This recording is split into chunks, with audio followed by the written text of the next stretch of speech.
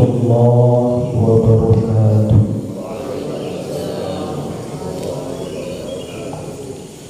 Alhamdulillahirabbil alamin. Wa bihi nasta'inu ala umuri dunya waddin. Wassalatu wassalamu ala asrofil anbiya wal mursalin wa ala alihi wa ashabihi wa man tabi'ahum bi ihsanin ila yaumiddin. Para asatizah yang ada di santri jamaah subuh yang dimuliakan Allah Subhanahu wa taala.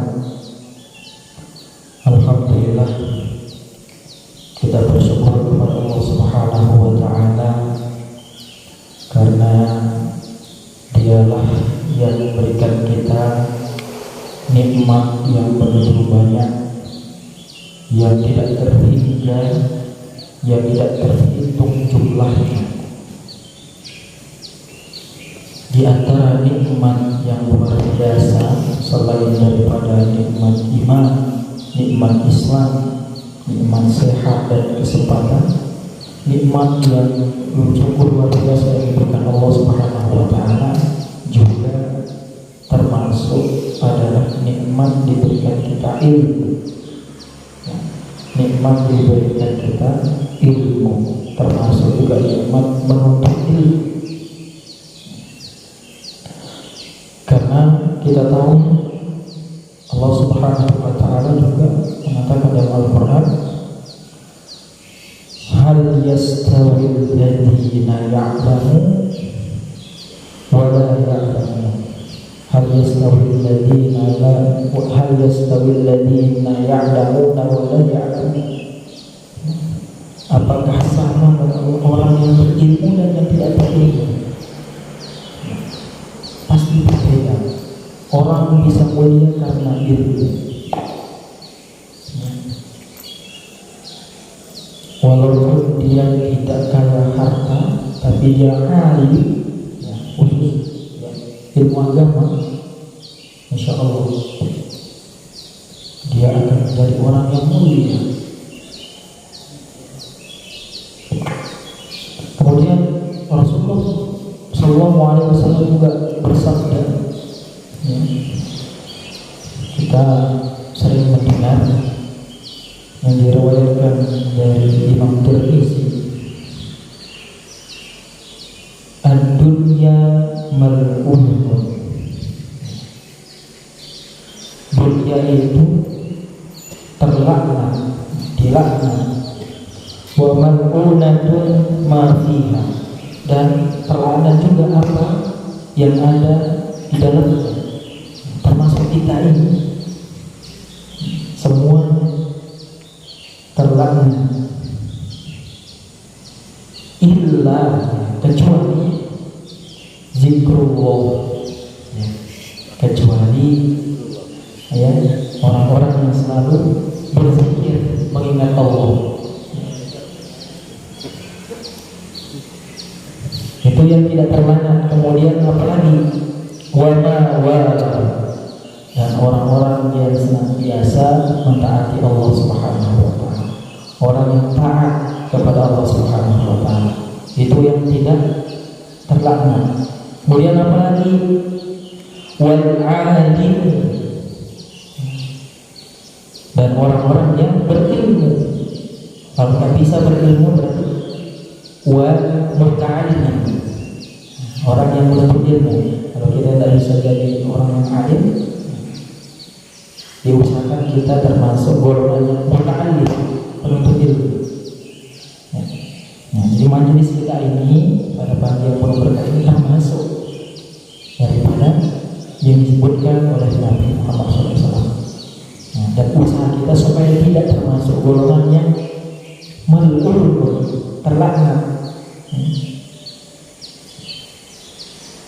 Alhamdulillah, jamaah surah Allah, salawat serta salam kita aturkan kepada junjungan Nabi besar Muhammad Sallallahu Alaihi Wasallam, yang karena beliau kita masih bisa mengkaji ilmu-ilmu yang diwariskan oleh beliau hingga saat ini. Semoga kelak kita semua mendapatkan syafaat dari beliau. Amin. Allah, alhamdulillah terakhir kajian kitab Minhajul Muslim kita sudah masuk di pembahasan Al-Adabul Ma'al-Awlad, adab-adab kepada anak. Sudah selesai kemarin. Sekarang kita masuk ke pembahasan yang berikutnya, Al-Adabu Ma'al-Ikhwan. Al-Adabu Ma'al-Ikhwan, adab kepada saudara. Adab kepada saudara. Ya, kita tahu saudara ini banyak macamnya. Ada sebab-sebab kita bersaudara. Yang pertama karena sebab kita saudara, ya, saudara maksudnya kita dari ibu dan bapak punya anak, kita bersaudara, ya, seibu dan sebapak. Ada yang bersaudara karena seibu, ya. Ada yang bersaudara karena sebapak, tapi beda ibunya. Saudara diri ini termasuk juga sebagai mahram, itu saudara. Kemudian ada saudara karena sepersusuan, ya. Karena sepersusuan, ya, dititip tetangganya, ya, menangis karena ibunya pendidikan, dititip numpang, dipersusui sampai kenyang, ya, sampai kenyang. Baru dia termasuk menjadi saudara sepersusuan. Ini juga termasuk mahram, ya, mahram. Maksudnya tidak boleh dinikahi, saudara sepersusuan. Kemudian ada saudara karena sebab pernikahan. Contohnya seperti ipar, ya, ipar. Nah, kalau ipar ini termasuk bukan mahram. Nah, itu penting. Makanya kita ada hadis Nabi mengatakan alhamdu al-maut. Ipar adalah maut. Nah, ini sampai ada filmnya. Ini Nabi bersabda, berarti wanti-wanti kita harus berhati-hati. Karena kebanyakan orang sekarang mengatakan karena dia ipar, mengatakan mahram, jadi dibiarkan begitu saja, ya. Istri dengan iparnya dibiarkan berduaan, itu tidak boleh, karena ipar termasuk bukan mahram. Makanya Nabi juga bersabda mewanti-wanti, karena bahaya.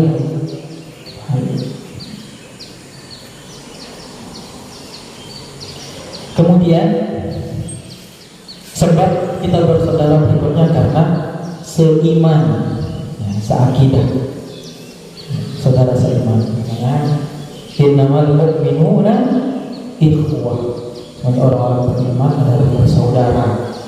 Kita saudara, walaupun beda sukunya, tetap bersaudara karena iman. Yang dimaksud dengan bersaudara adalah hubungan antara dua orang atau lebih, ya, yang mendorong untuk simpati, ya, atau empati, untuk peduli karena terikatkan, karena saudara, karena sepersusuan, karena iman, karena pernikahan, itu saudara. Dan ini semua indahnya Islam, semua diajarkan ada adabnya, ya. Bagaimana adab kita terhadap saudara kita, baik itu seiman, saudara, sepersusuan, adab. Pengarang kitab Minhajul Muslim, Syekh Abu Bakar Jabir Al-Jazair mengatakan, ya, qala al-mu'allif rahimahullahu ta'ala wa nafa'ana bihi wa bi'ulumihi fid dharaini amin. Al-adabu ma'al ikhwati, adab kepada saudara. Al-muslimu yara annal adaba ma'al ikhwati kal adabi ma'al abai wal abnai sawa. Seorang muslim harus melihat bahwa adab kepada saudara, baik adik atau kakak, itu adabnya sama seperti adab kepada orang tua. Adab seperti anak kepada orang tua. Kalau adik, adabnya kepada kakaknya itu seperti anak kepada orang tuanya. Sebaliknya, kalau adab kakak kepada adiknya seperti orang tua ke anaknya.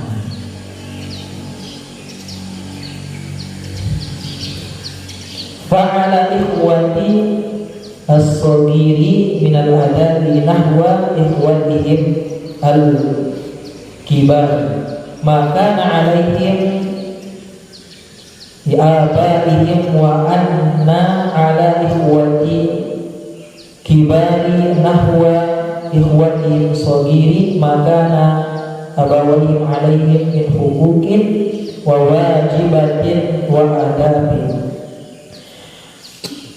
Dan ada seorang saudara yang lebih tua kepada adiknya yang lebih muda, yang seperti saya jelaskan tadi, maka seperti adab seorang orang tua kepada anaknya. Jadi adik itu harus disayangi, ya. Adik itu harus disayangi, bagaikan seperti anak kita. Kalau punya adik, ya, kita harus mendahulukan adik kita dalam hal makanan. Jangan malah kalau ada makanan dia paling dulu, adiknya belakangnya. Dahulukan. Bagaimana seorang orang tua rela tidak makan demi anaknya makan dulu. Begitu juga seorang kakak kepada adiknya, apalagi kalau orang tua sudah tiada, maka yang menanggung adiknya adalah kakaknya. Anak berdua jadi tanggungan adik-adiknya, karena anak berdua itu menggantikan orang tua. Anak pertama, siapa yang anak pertama? Ya, kalau orang tua sudah tiada, sudah meninggal dunia, maka yang mengurus adik-adiknya adalah kakaknya. Itu adabnya, menyekolahkannya. Ya. Kalau kita mampu biayakan adik kita sekolah,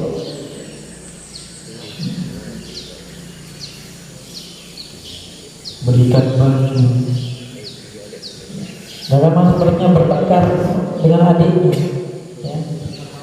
Nah, gara-gara harta, banyak terjadi. Gara-gara harta warisan, adik dan kakak tidak mau untuk bersama. Ya. Alhamdulillah. Ini yang dinamakan qati'ur rahim itu.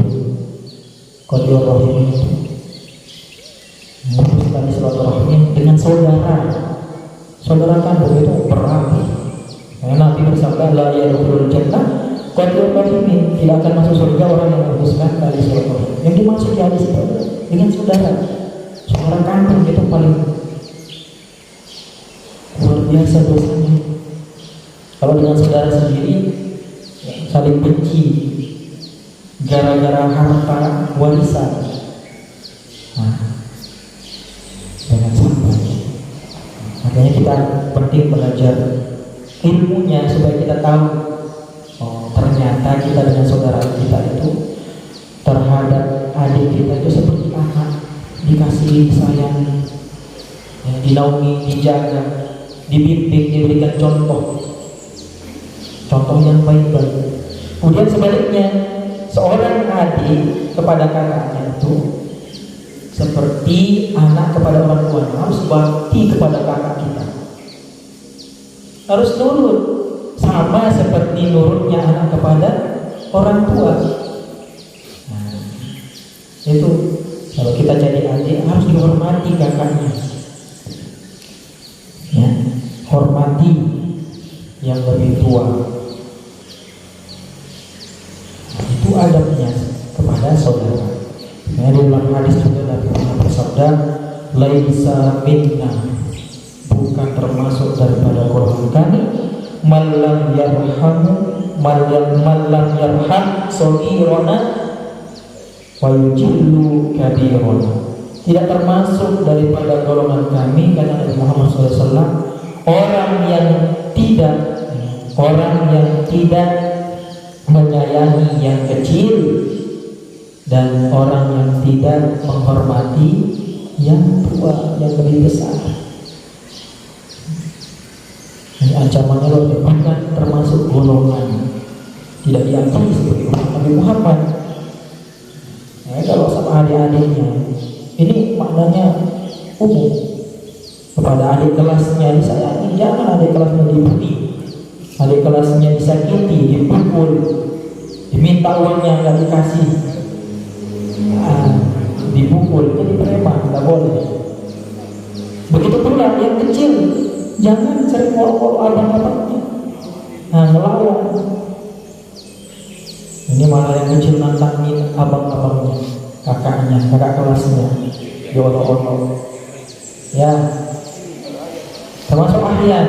Mana ahyan itu kakak kelas, bisa dikejar-kejar, nggak boleh. Ya,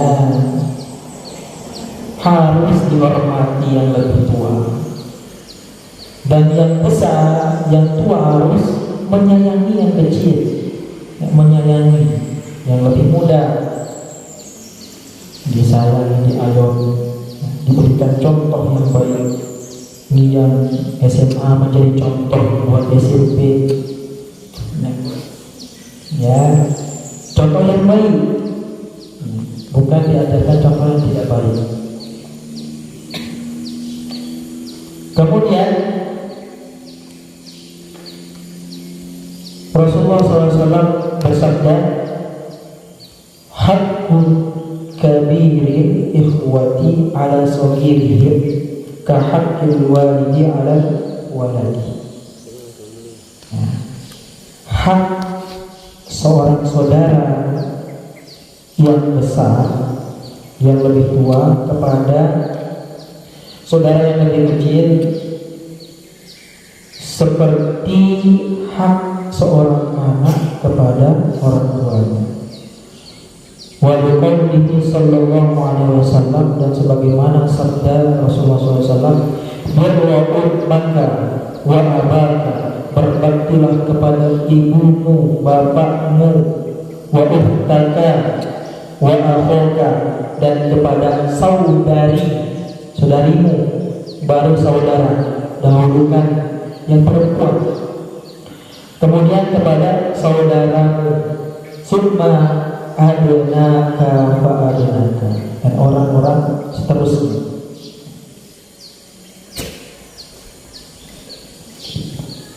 Jamaah saudara-saudara rahimakumullah, ini adalah adab kita kepada saudara,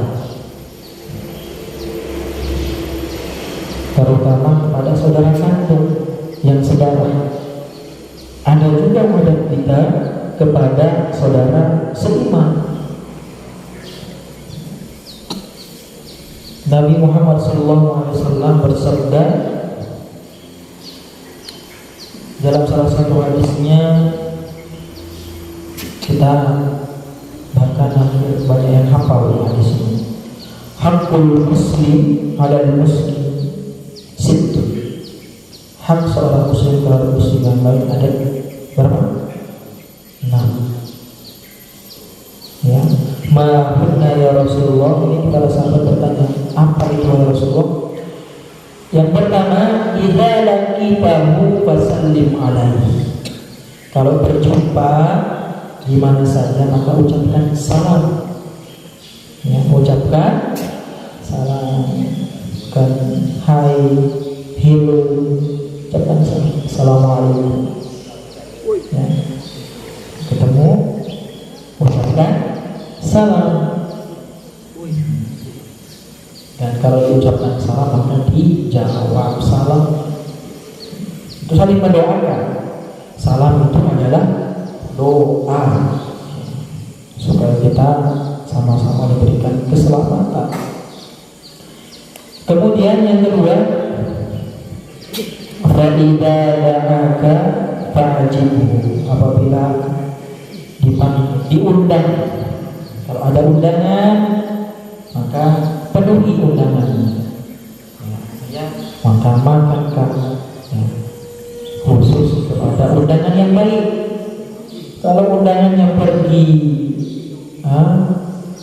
pesta dan di sana orang berpoya-poya, mabuk-mabukan, nyanyi-nyanyi, joget-joget, itu boleh kita tidak menghadiri undangannya, ya, bahkan berdosa. Kalau kita sudah tahu nanti ada dansa, pesta di situ, joget-joget, terus kita diundang, kehormatan, ustaz diundang, ustaz aja, mungkin kita boleh disuruh ceramah. Kalau kamu disuruh nanti ikut joget di sana, tidak usah datang kalau undangannya tidak banyak.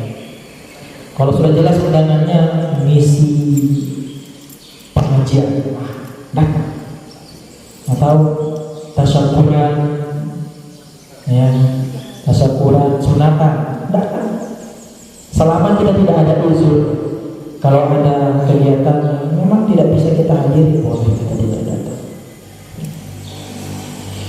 Kemudian yang ketiga, wa idza tansohaka fansohulah, apabila saudara kita sesama muslim, saudara seiman kita meminta untuk dinasihati, maka berikan nasihat. Ada temannya tiba-tiba mengatakan curhat, dengarkan curhatannya. Ya, kalau ada teman mau curhat, dengarkan, jadilah pendengar yang baik.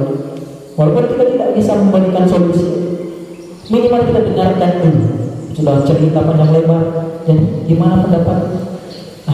Tidak tahu, tidak apa-apa, yang penting sudah dengarkan. Kalau ada kawan kita minta nasihatnya, nasihati saya, nasihatnya, berikan nasihat-nasihat kebaikan. Tetapi saya tidak bisa memberikan nasihatnya, sampaikan satu hadis atau pokoknya kata-kata kebaikan itu termasuk nasihat. Ya. Antum kan setiap hari baca hadis ini, insyaallah. Ini dibaca. Kalau di pondok-pondok lain biasanya dihafalkan caranya. Di Surabaya, guru kami di Mataram, kalau ditugaskan misalkan subuh itu sudah 7 yang baca hadis hari ini dari kelas ini, sebut namanya langsung, sibuk gitu menghafal hadis, latihan di kelas, di asrama. Nanti takut soalnya maju salah-salah di atas, dihafal bukan dibaca. Begitu. Jadi terbiasa kita ada hafalan hadis. Ini setelah dibaca salah-salah bacanya, Allahu Akbar. Ya, itu tidak serius namanya. Kalau ditunjuk bahasa hadis, maka dijadwal sebenarnya bagus supaya tahu. Jangan ketika mau baca hadis saling tunjuk. Nah, itu kan tidak ada persiapan. Ya begitu. Kemudian yang keempat, wa idza atasha fahamidallah fasabbihhu, ya. Apabila dia bersin kemudian mengucapkan alhamdulillah, maka dijawab ya alhamdulillah. Yang bersin bilang apa? Yahdikumullah bismillah. Kemudian bagaimana kalau ketika bersin dan dia tidak mengucapkan alhamdulillah? Kita tidak usah doakan. Nah, yang bersin mengucapkan alhamdulillah itu yang doakan. Kalau bersin tidak mengucapkan alhamdulillah, terus. Kemudian yang berikutnya, wa idza marido fa'udhu, apabila dia sakit maka jenguk. Kalau ada teman kita, saudara kita yang sakit, dijenguk, ya, berikan nasihat. Itu termasuk hak lahir. Wa idza mata fattabi'uhu, apabila dia meninggal dunia maka di apa? Ya, takziah, bertakziah. Ya, termasuk di dalamnya ya memandikan pada Allah wa lakum ajma'in. Assalamualaikum warahmatullahi wabarakatuh.